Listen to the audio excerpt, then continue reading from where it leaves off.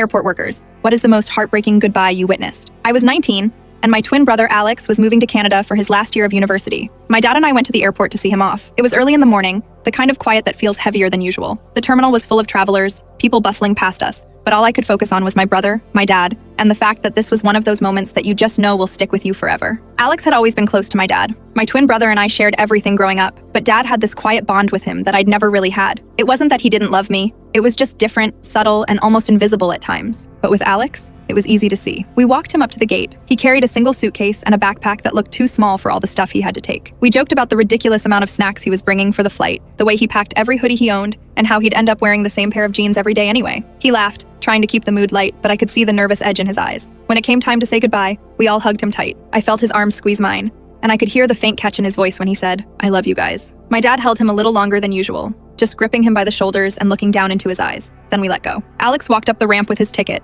and I watched him disappear behind the sliding glass doors into the departure hall. I looked back at my dad, expecting him to brush it off or look away like he usually did with emotions, but he didn't. He stood there, just holding both of his hands to his chest, tears rolling down his face. I hadn't seen him cry often, maybe twice in my life before that moment. The rawness of it hit me harder than anything I'd ever experienced. There was no pretending, no shame, just this pure, honest expression of love and loss in one glance. I wanted to say something, to reach out, but it felt like the moment was bigger than words. My dad just shook his head slightly, as if to say, "This is what it's like to let go." And I realized how much he was feeling it. He was letting my brother go, giving him the freedom he deserved, even though it hurt him terribly. The two of us walked back to the car in silence. The airport noises, the announcements, the rolling of suitcases, the chatter of travelers seemed distant and irrelevant. It was just the three of us in that memory, though only two remained on the curb. Alex ended up staying in Canada for 2 years. During that time, he came back home a few times, but each return flight brought its own set of bittersweet emotions. Every time he left, the image of my dad holding his chest, tears quietly streaming down his face, replayed in my mind. I think we all carried that with us, the understanding that love can be painful, that letting someone go is an act of devotion as much as it is of loss. A year after Alex came back for good,